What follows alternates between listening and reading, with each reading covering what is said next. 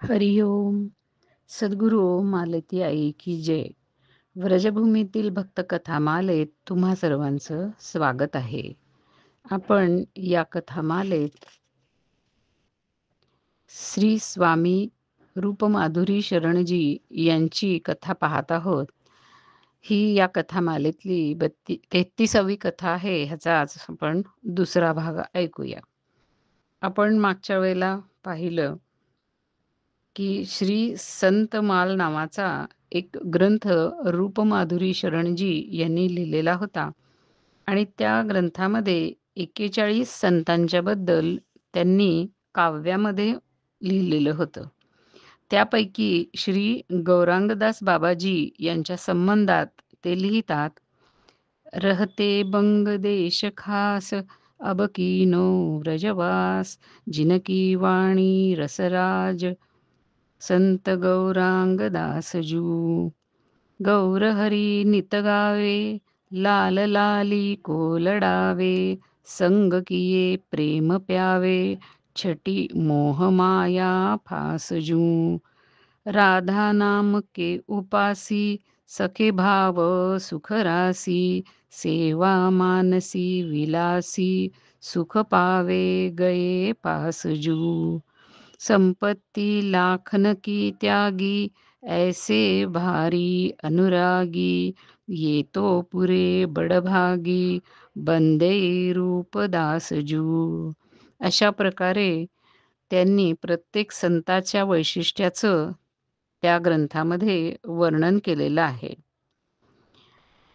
भजन आणि सत्संग यांच्या प्रभावामध्ये हळूहळू रूपमाधुरीजी यांचं चित्त या राधाकृष्णाच्या चरणामध्ये अधिकाधिक लीन राहू लागलं आणि हळूहळू त्यांची स्थिती अशी झाली की ते जागे असोत, झोपलेले असोत किंवा चालत फिरत काहीही करत असोत, तर प्रत्येक वेळेला श्री राधाकृष्णाच्या नव्या नव्या लीलांच्या रूपमाधुरीचा सहजच आस्वादन त्यांना होऊ लागलं.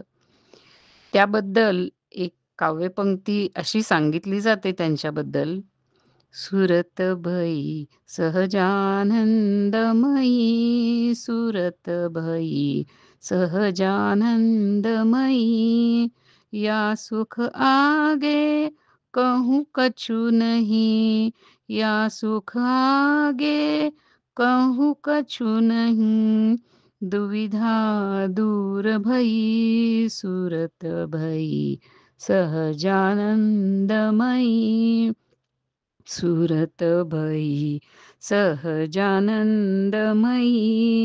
सोवत जागत डोलत बोलत सोवत जागत डोलत बोलत छिन छिन मौज नई सुरत भई सहजानंदमयी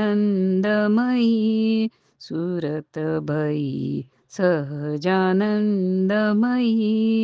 युगल लाल की सरस रूप छवि युगल लाल की सरस रूप छवि मोर माही छई सुरत भई सहजानंदमयी सुरत भई सहजानंदमयी रूप माधुरी गुरु कृपा करी रूप माधुरी गुरु कृपा करी ऐजी मौज दई सुरत भई सहजानंदमयी सुरत भई सहजानंदमयी. अशी त्यांनी स्वतःच्या अवस्थेचंच वर्णन करून काव्य लिहिलेलं आहे. त्या काळची त्यांची जी अलौकिक स्थिती होती, त्याचं अनुमान आपल्याला 1-2 दिव्य अशा घटनांनी लावता येतं. श्री सरसमाधुरीजी यांचे एक शिष्य होते. ते रांची येथे राहणारे होते. श्री रामचरणजी भाला असं त्यांचं नाव होतं. आता ते तसे ह्यांचे गुरुबंधू लागतात.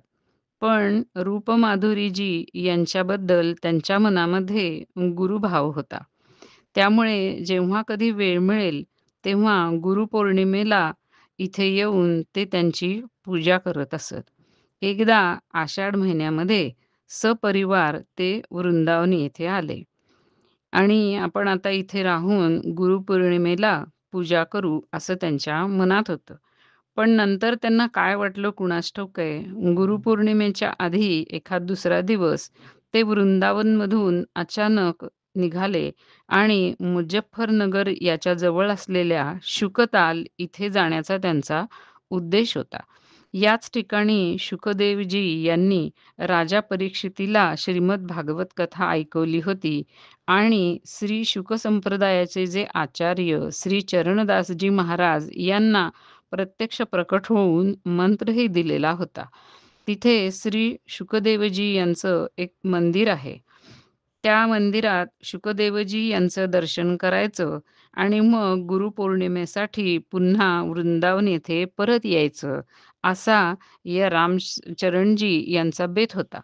ते असे अचानक निघून गेल्यामुळे त्यांची पत्नी सूरजबाई हिला खूप काळजी वाटू लागली. म्हणून त्यांच्या अशा अचानक निघून जाण्याची गोष्ट त्यांनी रूपमाधुरीजी यांच्या कानावर घातली. तेव्हा रूपमाधुरीजी म्हणाले, "माते, चिंता करू नकोस. ते येतील लवकर."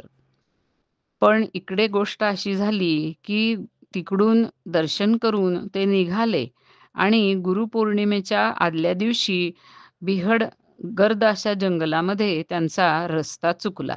मग ते रस्त्यामध्येच भटकू लागले. त्यांना रस्ता जेव्हा मिळेना, तेव्हा त्यांच्या मनात आलं, की आता मी शुकताललाही जाऊ शकणार नाही आणि वृंदावनलाही पोहोचू शकणार नाही. त्यामुळे रूपमाधुरीजी यांचं पूजन मला आता करता येणार नाही. या गोष्टीमुळं ते खूप दुःखी झाले. अशाच प्रकारे ते कसे तरी वाट काढत असताना अचानक झाडीतून एक घोडेस्वार आला आणि त्याने विचारलं, की "अरे, तुम्ही इथं कुठं भटकताय?" तेव्हा शरणजी यांनी आपली सगळी कहाणी सांगितली. तो घोडेस्वार म्हणाला, "तुम्ही आता काही काळजी करू नका. मी मथुरेला चाललोय. चला, मी तुम्हाला वृंदावन येथे पोहोचवतो." आणि त्यांना आपल्या पाठीमागे घोड्यावरती त्या घोडेस्वाराने बसवून घेतलं. मग रात्रभर प्रवास करून अगदी पहाटे ते वृंदावन येथे पोहोचले. सगळं आवरून ते जेव्हा रूपमाधुरीजी यांच्या दर्शनासाठी गेले, तेव्हा रूपमाधुरीजी म्हणाले, "अरे, शुकतालला गेला होता ना, मग गुरुपूजा तिथेच का बरं नाही करून घेतली? तू असा रस्त्यामध्ये भटकल्यामुळे माहीत आहे का तुला, की ठाकूरजींना तुझ्यासाठी एक घोडेस्वार पाठवावा लागला." हे ऐकल्यावरती रामचरणजी यांचं मन भरून आलं आणि एका बाजूला परमेश्वराच्या मनात आपल्याबद्दल जे प्रेम आणि काळजी आहे, त्यामुळं त्यांना मनात प्रेमही भरून आलं होतं आणि आपल्यामुळं परमेश्वराला त्रास झाला हे लक्षात घेऊन त्यांना दुःखही वाटत होतं. अशा प्रकारे त्यांच्या अंगावरती ती गोष्ट ऐकून रोमांच उभे राहिले. अशाच प्रकारे दुसरी एक घटना घडली. या रूपमाधुरीजी यांचे एक पट्टशिष्य होते श्री राधाकृष्ण दासजी आणि हे पट्टशिष्यच त्यांच्यानंतर तिथे महंत म्हणून काम बघू लागले. तर हे त्यावेळेला ठाकूर सेवा करत असत. म्हणजे पूजा अर्चा करण्याची सगळी जबाबदारी त्यांनी घेतलेली होती. त्यांना हैजा झाला आणि त्यांची तब्येत इतकी बिघडली, की त्यांना शेवटी दवाखान्यामध्ये दाखल करावं लागलं. दवाखान्यामध्ये उपचार केले असता त्यांची त्यांचा मृत्यू झाला. साधारण संध्याकाळ होऊन रात्र पडायला लागलेली होती आणि दवाखान्यातून रूपमाधुरीजी यांना ही गोष्ट कळविण्यात आली. आपला हा पट्टशिष्य आपल्याला सोडून गेला हे ऐकून ते फार दुःखी झाले आणि मनातल्या मनात श्री चरणदासजी महाराज यांना ते म्हणाले, "हे आपण काय केलत बरं? आता ठाकूर सेवा करण्यासारखी माझी अवस्था नाही आहे. मी त्याच्या लायक नाही राहिलो. आता आपली सेवा कशी होणार ते आता आपल्यालाच माहिती." आणि हॉस्पिटलमध्ये त्यांनी निरोप दिला, की "यावेळेला माझ्याजवळ कुणी सेवक वगैरे नाहीत. तर आपण ते शरीर तसंच ठेवावं आणि सकाळी ते इकडं आणण्याची मी व्यवस्था करतो." जेव्हा सकाळ झाली तेव्हा सेवकांना त्यांनी बोलावलं आणि सेवक पुढील व्यवस्थेला लागले.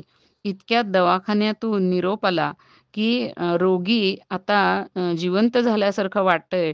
त्याच्या अंगामध्ये दुगदुगी निर्माण झालेली आहे आणि आता तो वाचेल असं वाटतंय म्हणून आम्ही पुढील उपचार करत आहोत. तेव्हा बाकी कुठलीही व्यवस्था आता आपण करू नये. अशा प्रकारे राधाकृष्णजी हे पूर्ण बरे होऊन पुन्हा आपल्या ठाकूर सेवेमध्ये रुजू झाले आणि परमेश्वराला स्वतःच्या सेवेसाठी श्री राधाकृष्णदासजी यांना आयुष्य वाढवून द्यावं लागलं. श्री राधाकृष्णदासजी याप्रमाणेच श्री वंशीदासजी म्हणून आणखीन एक रूपमाधुरीजी यांचे अगदी उत्तम असे शिष्य होते.